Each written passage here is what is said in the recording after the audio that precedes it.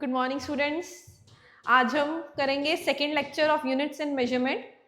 So we will have some questions. उन questions को हम सॉल्व करेंगे यहाँ पे सो दैट कि आपको थोड़ी सी प्रैक्टिस हो जाए कि यूनिट और मेजरमेंट के अगर आपको क्वेश्चंस आते हैं डायमेंशन से रिलेटेड या यूनिट से रिलेटेड तो उसको कैसे करना है। ठीक है, तो सबसे पहला क्वेश्चन यू कैन सी। चलो इससे पहले ये रिवाइज कर लेते हैं कि पिछले लेक्चर में हमने क्या करा। पिछले लेक्चर में हमने देखा कि फिजिकल क्वांटिटी क्या होती है जिसको हम मेजर कर सकते हैं। यूनिट क्या होती है, एक ऐसा स्टैंडर्ड जिसको हम यूज करते हैं फिजिकल क्वांटिटी को मेजर करने के लिए। दो तरह की फिजिकल क्वांटिटी होती है, फंडामेंटल एंड डिराइव्ड। फंडामेंटल जिसको हम किसी से डिराइव नहीं कर सकते, विच आर बेसिक, और and there are 7 fundamental physical quantities. Derived जिनको हम फंडामेंटल फिजिकल क्वांटिटी से ही डिराइव करते हैं, जिनके कुछ फॉर्मूलाज होते हैं जैसे कि फोर्स, वेलोसिटी, एक्सेलरेशन, ये सारी चीजें। ठीक है, फिर आ जाती है यूनिट्स। फंडामेंटल फिजिकल क्वांटिटी को मेजर करने के लिए fundamental units, derived physical quantity को मेजर करने के लिए डिराइव्ड यूनिट्स। ठीक है, हमने कल कुछ यूनिट्स डिराइव करी थी, कुछ मैंने आपको होमवर्क के लिए दी थी। आई होप कि आप सबकी वो यूनिट्स आपने अच्छे से डिराइव कर ली हो। नेक्स्ट हमने पढ़ा था डायमेंशंस क्या है। फंडामेंटल 7 फंडामेंटल यूनिट भी हमने करी थी, मास, लेंथ, टाइम, इनकी यूनिट्स किलोग्राम, लेंथ की मीटर, टाइम की सेकेंड एंड सो ऑन। फिर हमने पढ़ा डायमेंशंस क्या होती हैं। डायमेंशंस की फंडामेंटल फिजिकल क्वांटिटीज को हम कितनी पावर से रेज करें कि हमें डिराइव्ड फिजिकल क्वांटिटी मिल जाए। ठीक है, जैसे कि वॉल्यूम, वॉल्यूम में अगर लेंथ की पावर को 3 कर दे तो हमें वॉल्यूम मिल जाएगा। So length raise to the power 3 is its dimension. और अगर डायमेंशनल फॉर्मूला की बात करें तो उसमें हम बेसिकली MLT की हेल्प से रिप्रेजेंट करते हैं। M0 L3 T0, that would be the dimension of volume. ठीक है, फिर हमने कुछ फिजिकल क्वांटिटी की डायमेंशन को डिराइव करा था और आज उसी के बेसिस पे आई हैव सम क्वेश्चंस। ठीक है, तो सबसे पहला क्वेश्चन है कि which of the following physical quantities has the dimension ML2T-3। अब कल हमने ना एनर्जी की डायमेंशन डिराइव करी थी, तो उस एनर्जी की डायमेंशन हमारे पास आई थी ML2T-2। So this is the dimension of energy. अगर मैं उस डायमेंशन को ध्यान से देखूं, the given dimension is ML2T-3। अगर मैं इसमें से ये वाली डायमेंशन अलग से निकाल लूं ML2T-2, तो मेरे पास बचेगा क्या? हमारे पास बचेगा T की पावर -1, क्योंकि बेस सेम पावर ऐड होता है, तो -2 -1 वुड बिकम -3। ठीक है, तो अगर मैं इसको देखूं, दिस इज एनर्जी। अगर इस टाइम को मैं नीचे ले जाऊं तो by time, what is energy by time? Energy per unit time क्या होता है? पावर। सर यही हमारा फॉर्मूला बन जाएगा, यही हमारा आंसर बन जाएगा कि this dimension will belong to power. B right answer आ जाएगा। ठीक है, नेक्स्ट है द डायमेंशन ML-1T-1। ये किस फिजिकल क्वांटिटी से रिलेटेड है? देखो, ऐसे क्वेश्चंस को बिना सॉल्व किए भी हम बता सकते हैं। देखो, जो वर्क होता है, मैंने आपको ये होमवर्क में दी थी डायमेंशन निकालने के लिए, work, force into displacement. Force की डायमेंशन होती है ML-T-2 एंड डिस्प्लेसमेंट की होती है L, तो ये बनता है ML2T-2। ठीक है, नेक्स्ट है हमारे पास एनर्जी। एनर्जी की डायमेंशन हमें पता है कि दैट इज ML2T-2। टॉर्क, अब टॉर्क आपके लिए एक नई टर्म है। बेसिकली जैसे जब हम लीनियर मोशन डिस्कस करते हैं तो हम बात करते हैं फोर्स की। जब हम रोटेशन की बात करते हैं ना, कोई चीज है वो रोटेट कर रही है सर्कल में, या वो सर्कुलर टर्न ले रही है, या कोई भी सर्कुलर पाथ, जैसे हम दरवाजा खोल रहे हैं, तो उस केस में लीनियर फोर्स की बात नहीं करते, हम रोटेशनल फोर्स की बात करते हैं। उसी रोटेशनल फोर्स को हम टॉर्क बोलते हैं। जैसे दरवाजा अगर हम खोल रहे हैं तो हम बोलेंगे कि कितना टॉर्क लगा दरवाजे पर, तो वो रोटेशनल फोर्स है बेसिकली। तो टॉर्क का फॉर्मूला होता है फोर्स इनटू परपेंडिकुलर डिस्टेंस। ठीक है, अब फोर्स की डायमेंशन आपको पता है ML-T-2 एंड परपेंडिकुलर डिस्टेंस, तो ये एक तरह का डिस्टेंस है, तो इसकी डायमेंशन आ गई आपके पास L। जब आप इनको भी कंबाइन करेंगे तो देखो आपकी डायमेंशन फिर से ml2t-2 ही बन रही है। स्क्वायर ब्रैकेट में लिखना इन चीजों को, डायमेंशनल जो फॉर्मूला होता है। सो आप देख रहे हो इन तीनों की, चाहे वो वर्क है, चाहे वो एनर्जी है, चाहे वो टॉर्क है, तीनों की डायमेंशन क्या आ रही है, ml2t-2। ठीक है, तो क्या बचा जिसकी डायमेंशन नहीं है, कोएफिशिएंट ऑफ विस्कोसिटी। थोड़ी देर बाद मैं आपको इसका फॉर्मूला भी बताऊंगी और इसकी डायमेंशन भी निकाल के दिखाती हूँ अभी। ठीक है, सो अभी कर ही लेते हैं। कोएफिशिएंट ऑफ विस्कोसिटी ये हम जब फ्लूइड्स चैप्टर पढ़ेंगे उसमें करेंगे। कोएफिशिएंट ऑफ विस्कोसिटी के फॉर्मूला के लिए हमें फोर्स का फॉर्मूला पता होना चाहिए। F होता है ईटा A dV बाय dx। ये जो मैं सारे फॉर्मूलाज आपको बता रही हूँ ना, जैसे जैसे आप चैप्टर्स करोगे ये सारे फॉर्मूलाज आपको खुद ही याद हो जाएंगे, क्योंकि जब हम चैप्टर पढ़ेंगे, हम उसकी थ्योरी पढ़ेंगे, उसका बेसिक पढ़ेंगे, तब हम जानेंगे कि ये वाला फॉर्मूला बना कैसे है। ठीक है, अभी के लिए हम सिर्फ फॉर्मूला को याद कर लेते हैं, क्योंकि हमने उस फॉर्मूला से सिर्फ डायमेंशन निकालनी है। हमारा मकसद क्या है यहाँ पे, this coefficient of viscosity. F क्या है यहाँ पे, F is force, this eta, इस सिंबल को हम बोलते हैं eta, and this is coefficient of viscosity.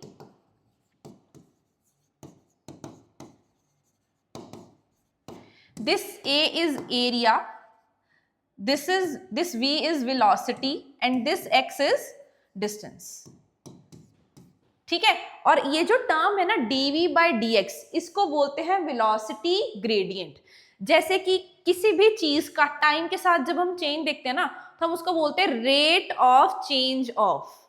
जैसे अगर मैं आपको बोलूं what is rate of change of velocity, तो इसका मतलब है dV by dt। इसी तरह जब हम किसी चीज का चेंज, किसी भी क्वांटिटी का चेंज विद x देखते हैं या विद पोजीशन देखते हैं, तो हम उसको ग्रेडियंट नाम से जानते हैं। जैसे अगर मैं बोल दूं वेलोसिटी ग्रेडियंट, तो इसका मतलब होगा वेलोसिटी का चेंज देखना विद x। अगर मैं बोल दूं प्रेशर ग्रेडियंट, तो उसका मतलब होगा प्रेशर का चेंज देखना विद x या with r which is position. ठीक है, तो ये जो पूरी टर्म है ये रिप्रेजेंट कर रही है वेलोसिटी ग्रेडियंट को। यहां पे जो भी टर्म आएगी, अगर उसका x, y, z किसी के साथ भी चेंज है, तो that would be referred to gradient. ठीक है, सो ये फॉर्मूला है। हमें क्या चाहिए, हमें कोएफिशिएंट ऑफ विस्कोसिटी की डायमेंशन चाहिए। तो हम इस यहां से इसका पहले फॉर्मूला बनाएंगे, इसका, फिर हम उसकी डायमेंशन को कैलकुलेट करेंगे। सो देखिए, अगर मैं यहां से कोएफिशिएंट ऑफ विस्कोसिटी का फॉर्मूला देखूं, so eta would be F by A dx by dV। अब क्या करना है, सिर्फ सबकी डायमेंशन डालनी है। ml_t-2, x means simply length, तो l, area means l square, velocity l_t-1। अब हमने सिर्फ इनको कंबाइन करना है। ठीक है,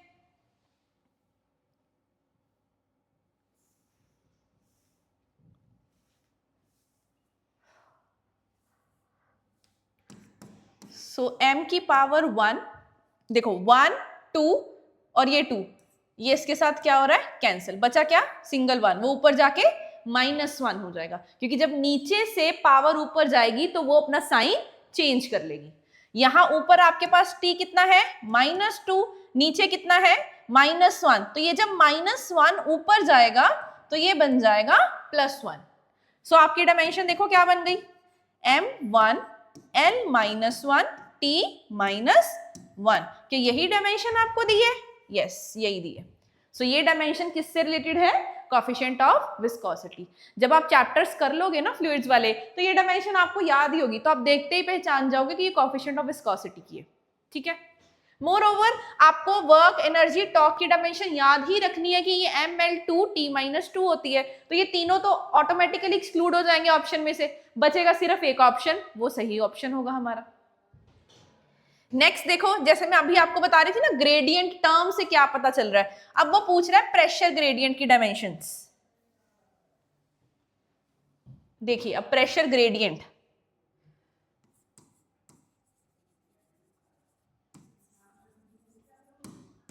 तो प्रेशर ग्रेडियंट का मतलब क्या आ जाएगा, प्रेशर पर यूनिट लेंथ, और I can write dp by dx, dp by dx।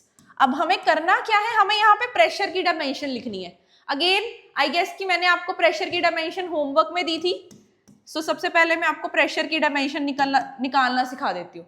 So pressure क्या है, फोर्स पर यूनिट एरिया। चलिए फटाफट से ट्राई कीजिए, निकलती है आपसे।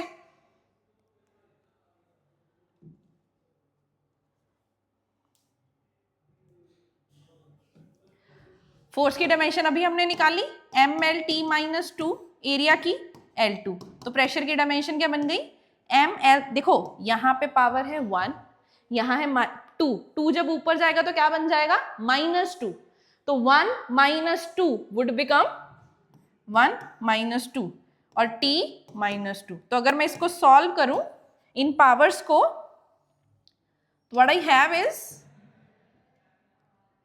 ml -1 t -2, ml -1 t -2। तो ये आपकी प्रेशर की डायमेंशन आ जाएगी। सो अगर मैं इस प्रेशर की डायमेंशन को यहां लिख दूं, ml -1 t -2 और dx मतलब बेसिकली लेंथ। तो अगर इसको हम कंबाइन करें तो हमारा आंसर आएगा ml -1, ये l ऊपर जाके फिर से -1 ही बनेगा, तो -2 और ये भी -2। तो देखिए इसमें से सही ऑप्शन क्या है, ml -2 t -2। So the correct option is D, pressure gradient. ठीक है, क्लियर है। हमने क्या किया, हमने पहले प्रेशर की डायमेंशन लिखी निकालकर फोर्स पर यूनिट एरिया से, फिर उसके बाद हमने लेंथ की डायमेंशन लिखी, दोनों को कंबाइन करा और हमारा आंसर आ गया। ठीक है, अब देखो अभी हमने टॉर्क की डायमेंशन तो निकाली है, वो हमसे पूछ रहा है कि torque has the same dimension as those of force. अब फोर्स की डायमेंशन आपको पता है क्या होती है, फोर्स की डायमेंशन होती है mlt -2, mlt -2, ये फोर्स की डायमेंशन है। वर्क की डायमेंशन क्या होती है, ml2t -2। अभी ऊपर हमने कैलकुलेट भी करी थी काइनेटिक एनर्जी। देखो कोई भी एनर्जी है, जैसे कि एक्सेप्ट सरफेस एनर्जी, कोई भी एनर्जी जैसे kinetic energy, potential energy, heat energy, इन सब की डायमेंशन एक जैसी ही होती है। ठीक है, तो अगर यहाँ पे वो काइनेटिक एनर्जी बोल रहा है तो आप उसकी भी डायमेंशन ml2t -2 ले सकते हो। अगर आप कैलकुलेट करोगे तब भी आपको इतनी मिलेगी। ठीक है, नेक्स्ट है हमारे पास बोथ बी एंड सी। देखो इनकी डायमेंशन मिल रही है ना, और यही टॉर्क की डायमेंशन होती है, ml2t -2। तो किससे मैच कर रही है इसकी डायमेंशन, काइनेटिक एनर्जी से भी एंड वर्क से भी। तो ये काइनेटिक एनर्जी एंड वर्क दोनों से मिल रही है, तो हमारा करेक्ट ऑप्शन क्या आ जाएगा, डी, बोथ बी एंड सी। ठीक है, सो इस तरीके से आप डायमेंशंस निकाल सकते हो। सो नेक्स्ट हमारे पास है, हम करते हैं एक ये वाला क्वेश्चन कि obtain the dimensional formula for universal gravitational constant, Planck's constant and gas constant. इसमें से दो आपको मैं करवा देती हूं। ठीक है, गैस कांस्टेंट का आप खुद घर से करके आएंगे।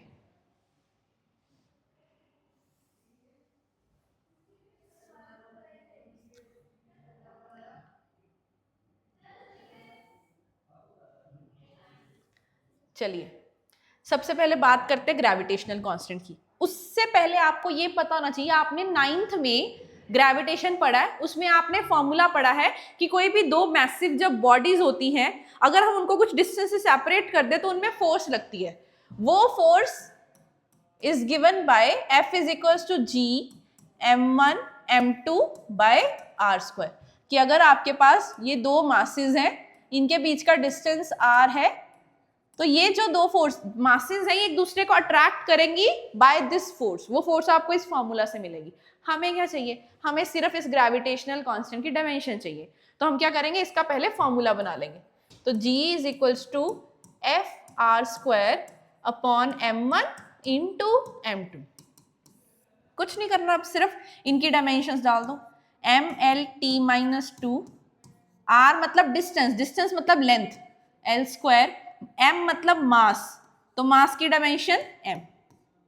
देखो गलती कहाँ होती है बच्चों से, जब मास की डायमेंशन पूछी होती है ना तो L डाल सकते हैं, या डिस्टेंस पूछा है, डिस्टेंस से आपके दिमाग में मीटर आता है ना, तो मीटर से आप उसकी डायमेंशन को m डाल देते हो, बट नहीं, m जो डायमेंशन है वो मास की है, ठीक है। तो इस चीज का ध्यान रखना है कि अगर डिस्टेंस की डायमेंशन आपको लिखनी है तो उसको गलती से आपने m नहीं लिख देना, क्योंकि डिस्टेंस आप सोचोगे उसकी यूनिट तो मीटर होती है, तो मीटर m से शुरू हो रहा है तो m डाल दो, पर वो आपका गलत हो जाएगा, ठीक है। तो अगर आपको डिस्टेंस बोला है तो आपने उसको लेंथ की तरह सोचना है, तो उसकी डायमेंशन L लिखनी है और मास की डायमेंशन को m लिखना है। ये गलती आपने रिपीट नहीं करनी। सो m के साथ m कैंसिल हो रहा है, so what you get is m की पावर -1, L 1 और ये 2 3, t की पावर -2।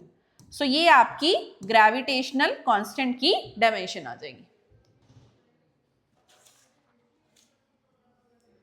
समझ आया?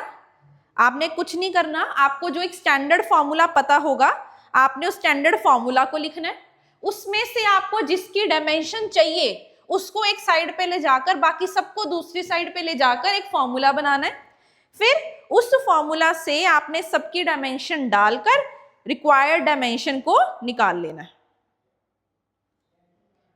ठीक है। सो इसमें अगेन इंपॉर्टेंट चीज क्या है कि आपको फॉर्मूलाज आते हो। नेक्स्ट है हमारे पास प्लैंक्स कांस्टेंट। अब प्लैंक्स कांस्टेंट के लिए हमारे पास फॉर्मूला है E is equals to H nu. E is equals to H nu. What is E?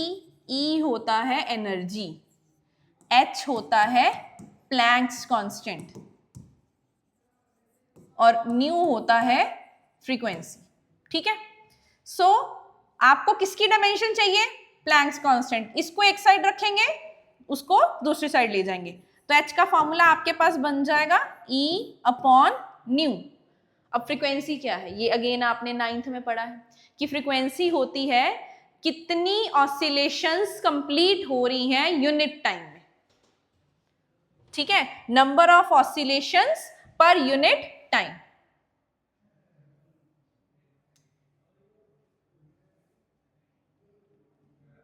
और उसका फॉर्मूला होता है number of oscillations upon time taken, और I can say 1 upon time period, ठीक है। तो ये सिर्फ टाइम से रिलेटेड है, तो इसकी डायमेंशन क्या हो गई? t-1। नंबर की कोई डायमेंशन नहीं होती इसलिए 1 लिख दिया। टाइम टेकन का मतलब डायमेंशन t आ गई, इसी t को ऊपर लेके गए तो t-1 आ गया। तो आपके पास फ्रीक्वेंसी की डायमेंशन आ गई। एनर्जी की डायमेंशन आपको पता है mL2t-2 होती है, ठीक है, तो आपने सिर्फ वैल्यू डाल देनी है mL2t-2, फ्रीक्वेंसी इज t-1, तो h की डायमेंशन आपके पास आ गई mL2t। ये -1 ऊपर जाके क्या बन जाएगा? +1, तो -2 + 1 -1। सो ये आपकी प्लैंक्स कांस्टेंट की डायमेंशन आ जाएगी।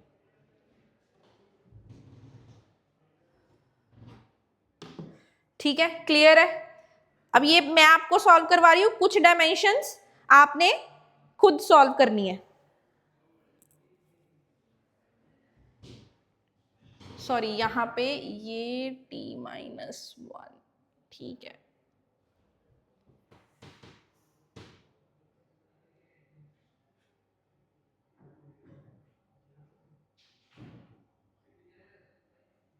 ठीक है, यूनिवर्सल गैस कांस्टेंट ये आपने अब खुद निकाल के लेके आना। मैं आपको इसके लिए फॉर्मूला बता देती हूं।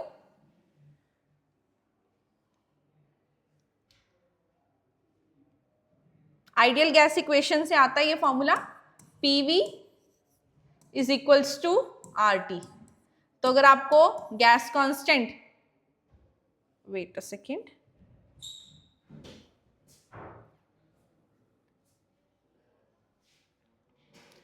सो आपके पास यहां पे फॉर्मूला होता है PV is equals to R T.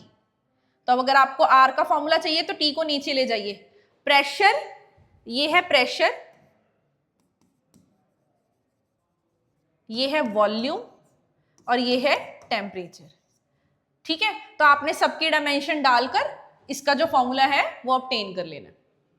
Again, अब डायमेंशन में आपको कुछ चीजें और भी पता होनी चाहिए कि किन चीजों की कोई डायमेंशन नहीं होती। जैसे कि अगर साइन का कोई आर्ग्यूमेंट है, जैसे साइन का एक एंगल है, हमने कल सीखा था ना supplementary units, plane angle, solid angles, ठीक है, इनकी यूनिट होती है पर इनकी कोई डायमेंशन नहीं होती। तो अगर ये साइन के अंदर जो भी चीज होगी ये एक एंगल है, एंगल की कोई डायमेंशन नहीं होती, मतलब इस पूरे की कोई डायमेंशन नहीं होगी। इसी तरह अगर किसी चीज की पावर आ जाती है, जैसे मैं बोल दूं x की पावर समथिंग, t, x की पावर 2, x की पावर लेट्स से मैंने t लिख दिया, तो वो जो भी पैरामीटर होगा उसकी भी कोई डायमेंशन नहीं होगी। लॉग फंक्शन जो होते हैं, एक्सपोनेंशियल जो फंक्शंस होते हैं, उनके जो आर्ग्यूमेंट्स होते हैं उनकी भी कोई डायमेंशन नहीं होती। तो ये जो 3-4 पॉइंट्स हैं ये आपको पता होने चाहिए।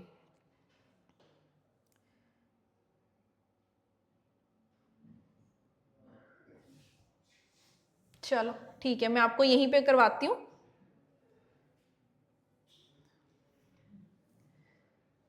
किन किन चीजों की डायमेंशन नहीं होती। नंबर 1, ट्रिग्नोमेट्रिक फंक्शंस, जनरली लिख देते हैं।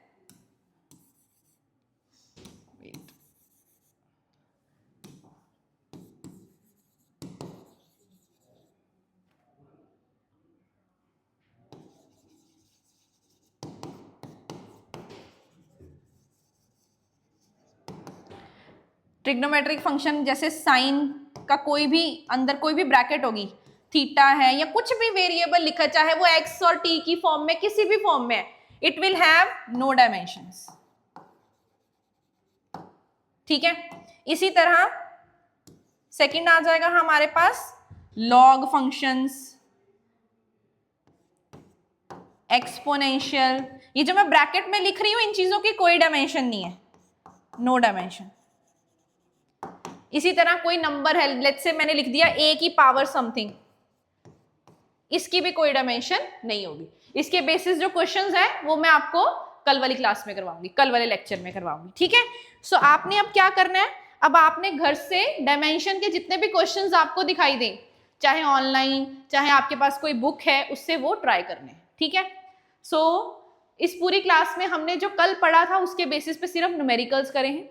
कल हम करेंगे एप्लीकेशंस ऑफ डायमेंशन, डायमेंशन की 3 एप्लीकेशंस होती हैं, प्लस मैं आपको कल इस पे बेस्ड क्वेश्चंस भी करवाऊंगी कि कैसे अगर कोई डायमेंशन नहीं है तो अंदर वाली चीजों की डायमेंशन अगर हमें निकालनी है तो वो कैसे निकाल सकते हैं, ये ऐसे क्वेश्चंस हम कल करेंगे। ठीक है, सो आई होप ये चीजें आपको अच्छे से क्लियर हो जाए।